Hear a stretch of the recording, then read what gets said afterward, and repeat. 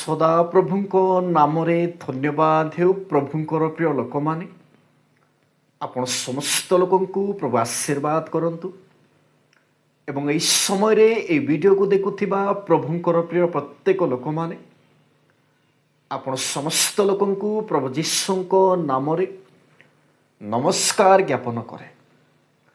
ପ୍ରଭୁଙ୍କର ପ୍ରିୟ ଲୋକମାନେ, ଯୀଶୁଙ୍କର ଜନ୍ମ ଏବଂ ଅବ୍ରାହମଙ୍କର ଜନ୍ମ କେତୋଟି ବିଷୟ ସମାନ ଭାବରେ ଆମେମାନେ ଈଶ୍ୱରଙ୍କର ପବିତ୍ର ବାଇବଲରେ ଦେଖିବା ପାଇଁ ପାଉଛୁ। ଯୀଶୁଙ୍କର ଜନ୍ମ ଅବ୍ରାହମଙ୍କର ଜନ୍ମ ବହୁତ ଡିଫରେନ୍ସ ଅଛି, କିନ୍ତୁ କେତୋଟି ବିଷୟ ସମାନ ଭାବରେ ଦେଖିବା ପାଇଁ ପାଉଛୁ। এই କେତୋଟି ବିଷୟ ଆପଣମାନଙ୍କ ପାଖରେ କ'ଣ କ'ଣ ସମାନ ଭାବରେ ଆମେମାନେ ଦେଖିବା ପାଇଁ ପାଉଛୁ, ଏ ବିଷୟରେ ପ୍ରକାଶ କରିବା ପାଇଁ ଚାହେଁ। ପ୍ରଭୁଙ୍କ ନାମରେ ଧନ୍ୟବାଦ ହେଉ। ସେ ପ୍ରଭୁଙ୍କର ପ୍ରିୟ ଲୋକମାନେ, କିଛି ସମୟ ଆପଣମାନେ এই ଭିଡ଼ିଓକୁ ସଠିକ୍ ଭାବରେ ଦେଖନ୍ତୁ, ସଠିକ୍ ଭାବରେ ବୁଝିବା ପାଇଁ ଚେଷ୍ଟା କରନ୍ତୁ। ତାହେଲେ ଆପଣମାନେ ଜାଣିପାରିବେ ଯୀଶୁଙ୍କର ଜନ୍ମ ସମୟରେ ଏବଂ ଅବ୍ରାହମଙ୍କର ଜନ୍ମ ସମୟରେ କେତୋଟି ବିଷୟ ସମାନ ଅଛି। ଦେଖନ୍ତୁ ପ୍ରଭୁଙ୍କର ପ୍ରିୟ ଲୋକମାନେ, ହେରୋଦ ରାଜାଙ୍କର ସମୟରେ ଯୀଶୁ ଜନ୍ମ ଗ୍ରହଣ କରିଥିଲେ ଏବଂ ଅବ୍ରାହମ ନିମ୍ରୋଦ ରାଜାଙ୍କର ସମୟରେ ସେ ଜନ୍ମ ଗ୍ରହଣ କରିଥିଲା। କିନ୍ତୁ ପ୍ରଭୁଙ୍କର ପ୍ରିୟ ଲୋକମାନେ, ଅବ୍ରାହମ ରାତ୍ରିର ସମୟରେ ସେ ଜନ୍ମିଥିଲେ ବା ଜନ୍ମ ଗ୍ରହଣ କରିଥିଲେ।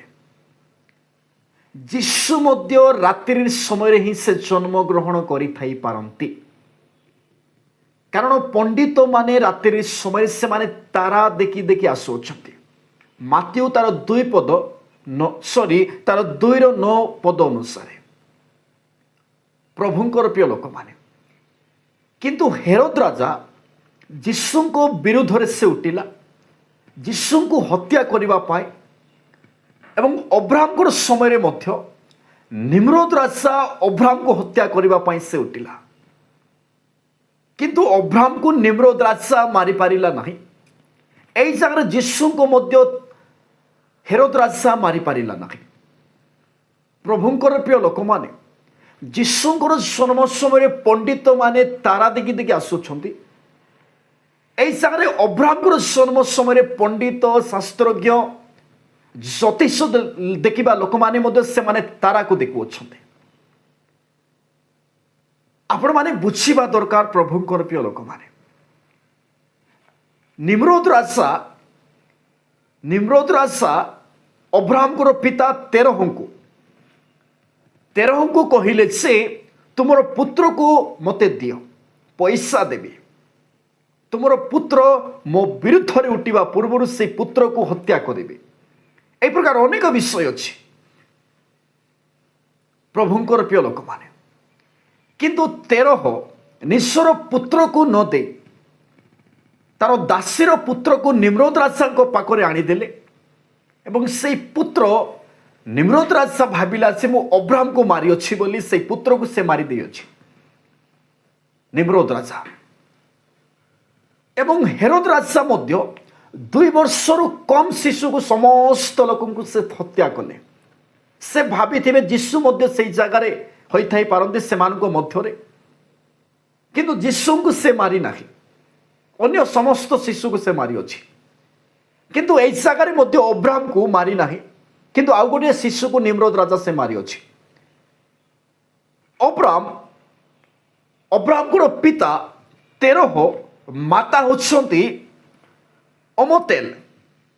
এই ଅମତେଲ ସହିତ ତେରହ ଅବ୍ରାହମକୁ ଗୁମ୍ପାରେ ଲୁଚାଇ ରଖିଲେ। ଏବଂ এই ଜାଗାରେ ମଧ୍ୟ ପ୍ରଭୁଙ୍କର ପ୍ରିୟ ଲୋକମାନେ, ଯୀଶୁଙ୍କର ମାତା ହେଉଛନ୍ତି ମରିୟମ, ପିତା ହେଉଛନ୍ତି ଯୋସେଫ। କିନ୍ତୁ ପ୍ରଭୁଙ୍କର ପ୍ରିୟ ଲୋକମାନେ, ମରିୟମ ପବିତ୍ର ଆତ୍ମାଙ୍କର ଦ୍ୱାରା ସେ ଗର୍ଭବତୀ ହୋଇଅଛି। ଆପଣମାନେ ସମସ୍ତ ଲୋକ ଜାଣନ୍ତି, କିନ୍ତୁ ଆପଣମାନଙ୍କ ପାଖରେ ବୁଝାଇବା ନିମନ୍ତେ କହିବାକୁ ପଡ଼ିବ। ଯୀଶୁଙ୍କର ମାତା ହେଉଛି ମରିୟମ, ପିତା ହେଉଛନ୍ତି ଯୋସେଫ। এই ଯୋସେଫକୁ ସ୍ୱପ୍ନ ଦ୍ୱାରା କୁହାଗଲା ଯେ ହେରୋଦ ରାଜା ଶିଶୁମାନଙ୍କୁ ମାରିବା ନିମନ୍ତେ ବା ହତ୍ୟା କରିବା ନିମନ୍ତେ ସେ କହିଅଛି, ଲୋକମାନଙ୍କୁ ପଟାଇ ଅଛି, ତୁମେ ଯୀଶୁଙ୍କୁ ବା ସେଇ ଶିଶୁଙ୍କୁ ଏବଂ ତାର ମାତାକୁ ଧରି ତୁମେ ମିଶ୍ରକୁ ପଳା। সেই ଅନୁସାରେ ସେମାନେ ମିଶ୍ରକୁ ପଳାଇଲେ। ଏହି ଜାଗାରେ ଅବ୍ରାମକୁ ମଧ୍ୟ ନିମ୍ରୋଦ ରାଜା ଯେତେବେଳେ ମାରିବା ପାଇଁ ଇଚ୍ଛା କଲେ, ନିର୍ଣ୍ଣୟ ନେଲେ, ସେହି ସମୟରେ ଅବ୍ରାମକୁ ଗୁମ୍ପାରେ ଲୁଚାଇ ରଖିଲେ। ତେରହ ଅବ୍ରାମଙ୍କର ପିତା। ଠିକ୍ ସେମିତି ଏହି ଜାଗାରେ ଯୀଶୁ ମଧ୍ୟ ଏବଂ ଯୀଶୁଙ୍କ ମାତା ଏବଂ ଯୀଶୁଙ୍କ ପିତା ମିଶ୍ରକୁ ଚାଲିଗଲେ ଏବଂ ମିଶ୍ରରେ ରହିଲା ପରେ ସେହି ଜାଗାରେ ଯୋସେଫଙ୍କୁ ସ୍ୱପ୍ନ ମାଧ୍ୟମରେ ଦୂତ ଜଣାଇଲା ପରେ ସେ ପୁନର୍ବାର ଇସ୍ରାଏଲ ଦେଶକୁ ସେ ଆସୁଅଛି। ଠିକ୍ ସେମିତି ଏହି ଜାଗାରେ ଅବ୍ରାମ ଗୁମ୍ପାରେ ରହିଲା ପରେ ଗୁମ୍ପାରୁ ସେ ବାହାରି ନୋହଙ୍କ ପରିବାରରେ ସେ ଯାଉଅଛି ଏବଂ ପ୍ରଭୁଙ୍କର ପ୍ରିୟ ଲୋକମାନେ, ଯେତେବେଳେ ଇସ୍ରାଏଲ ଦେଶରେ ଯୀଶୁ ଆସିଲେ, ଯୀଶୁଙ୍କର ପିତା ଆସିଲେ, ଯୀଶୁଙ୍କର ମାତା ଆସିଲେ, ସେହି ସମୟରେ ମଧ୍ୟ ଦୂତ ସ୍ୱପ୍ନ ମାଧ୍ୟମରୁ ଜଣାଇଲା ପରେ ସେମାନେ ଆସୁଛନ୍ତି ଗାଲିଲି ଅଞ୍ଚଳକୁ ଏବଂ ନାଜରେତୀୟ ନାମକ ନଗରରେ ଯାଇ ସେମାନେ ବାସ କଲେ।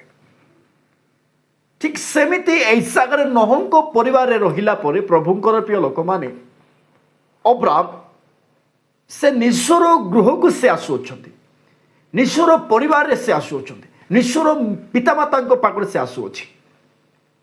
ପ୍ରଭୁଙ୍କର ପ୍ରିୟ ଲୋକମାନେ, ଯୀଶୁଙ୍କର ଜନ୍ମ ବିଷୟ ଆପଣମାନେ ଜାଣନ୍ତି, କିନ୍ତୁ ଅବ୍ରାମଙ୍କର ଜନ୍ମ ବିଷୟ ଅନେକ ଲୋକମାନେ ଜାଣନ୍ତି ନାହିଁ।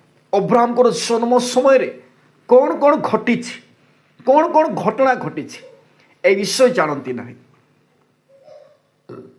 ପ୍ରଭୁଙ୍କର ପ୍ରିୟ ଲୋକମାନେ, ଆପଣମାନଙ୍କ ପାଇଁ ୟୁଟ୍ୟୁବ୍ ମାଧ୍ୟମରେ ଅପଲୋଡ଼ କରାଯାଇଛି ପାର୍ଟ 1 ପାର୍ଟ 2 ଅନୁସାରେ ଅବ୍ରାମଙ୍କର ଜନ୍ମ ସମୟରେ କ'ଣ କ'ଣ ଘଟିଥିଲା ଏବଂ ଅବ୍ରାମ 75 ବର୍ଷ ପର୍ଯ୍ୟନ୍ତ ସେ କେଉଁଠି ଥିଲେ, এই বিষয়ে আপনার ইউট্ୟୁବରେ দেখন্তু। প্রভুঙ্কর প্রিয় লোকমানে অপলোড করিଅছি, আপনার দেখন্তু।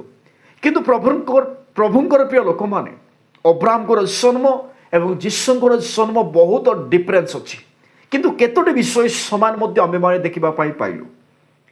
কিন্তু প্রভুঙ্কর প্রিয় লোকমানে আপনার ঈশ্বরଙ୍କର পবিত্র বাইবেলକୁ অধ্যয়ন করন্তু, তেবে সাই অধিকରୁ ଅଧିକ ଆପଣମାନେ ଜାଣିପାରିବେ। এই ଛୋଟିଆ ବାକ୍ୟ ଦ୍ୱାରା ଆପଣ ସମସ୍ତ ଲୋକଙ୍କୁ ପ୍ରଭୁ ଆଶୀର୍ବାଦ କରନ୍ତୁ।